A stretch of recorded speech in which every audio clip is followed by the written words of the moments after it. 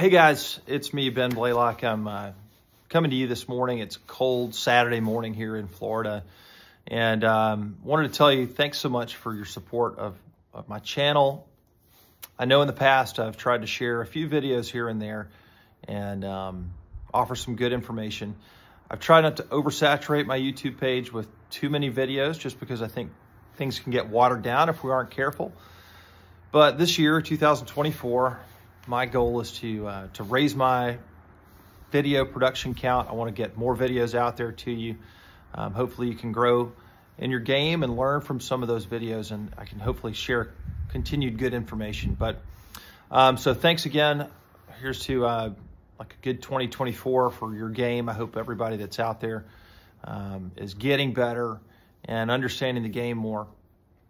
And with that, I wanted to just kind of lead into this video today. I think one of the big questions or swing concepts that gets brought up in a lot of lessons when people come in on a regular basis is turn, rotation. How do I get open? How do I create a full shoulder turn and load into my backswing? How do I do those things? And as much as I love technology, and I am a huge fan, I work with TrackMan every day, I work with force plates on a regular basis, and they have their place, they have their application, but we have to remember we don't get to use any of them when we play the game on the golf course, right? It's a learning tool. It's a way to understand where your weaknesses are, where your strengths are, and start to develop a strategy and create ways to improve those areas. So this video is me with one of my students here at Watersound Club, and he's learning about how his body works in the golf swing. You should be able to relate to this. He's not, a top of the line athlete. He's not a former professional athlete. He's just a regular guy trying to play better golf and trying to understand the game more easily. So you'll hear us talk about rotation in the backswing. You'll see him hit a shot or two toward the end. The main concern that he had coming in was not enough height on his shot. So we did a few things in a previous meeting where we weakened his iron lofts to get the ball to go up in the air a bit more, but it was still coming in there a little bit too low. And with these comments today, we cleared up some of his thought process and made it a little bit easier, a little bit more instinctive, and allowed him to keep his mind on the right things. So enjoy. I hope you can grow from this and get a little bit better. I want you to set up right here like you were. Good. Now, just let me have the club, but you stay in your posture. Okay. Good. Now just put your palms flat together against each other. Good. Now you're going to hold that posture. And all I want you to do, just think of your hands. Move your hands so they touch mine right here. Okay, now did you rotate?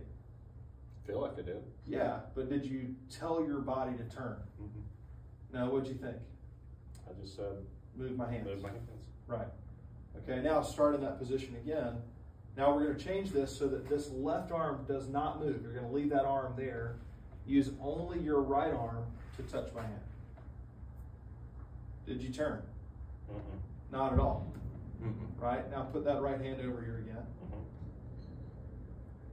Now the fingertip here on your left hand, I want you to put that tip of your middle finger on your left right here.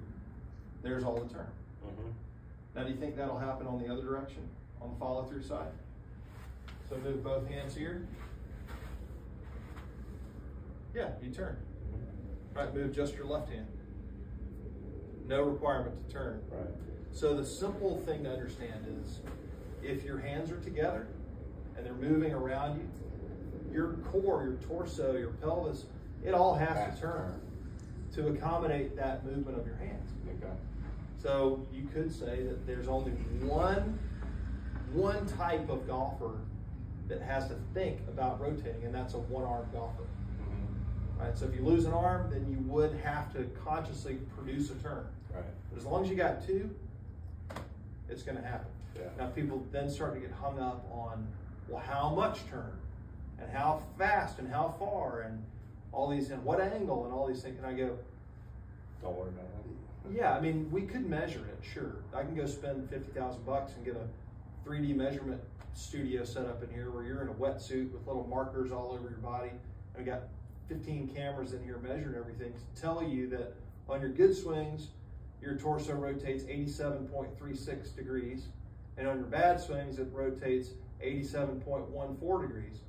And you go, well, how in the hell am I supposed to manage that? Mm-hmm. It becomes information avalanche. Yeah. Like you just get buried in it. But it seems like and the reason I was bringing it up is it doesn't feel like as much on the irons, but it feels like if I'm hitting a fairway wood or the driver is the other one where it just feels like I don't feel like I'm turning through and finishing the shot. Yeah, yeah. If that makes sense. Right. Well, I get the sense that it doesn't feel like enough. But it's happening. But it probably is. Okay.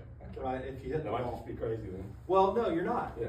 These are good questions. Yeah. I mean, there are absolutely things that people wonder about, and you need to have clarity on it. Okay. My sort of line that I preach on this is that you will turn most properly the less you think about it. Okay. Right?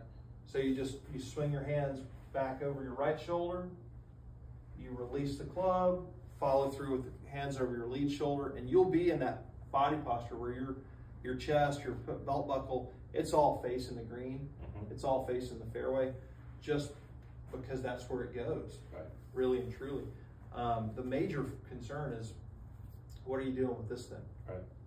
Right? I mean, there's wacky stuff people do with their body that make this go all kinds of crazy places too. But if we keep the focus, keep the emphasis here, and get you really skilled at what you're doing with the golf club, the body tends to just perform beautifully. Okay. Now, sometimes you see weird body types. Yep. Like I had an old boss whose arms were a lot shorter than he was tall. Right. So that fact produced a certain look to his swing.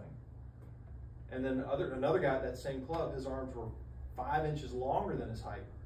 So it looked completely different. Yeah. And their club fittings had to be different to accommodate those differences. So aesthetics are just kind of, it's like eye color. Yeah. You know, you can't change it. It just kind of is what it is. But if you can manage how that meets the golf ball, that's really where the game's played. Okay. So go ahead and hit another one. Let's see if you turn or not.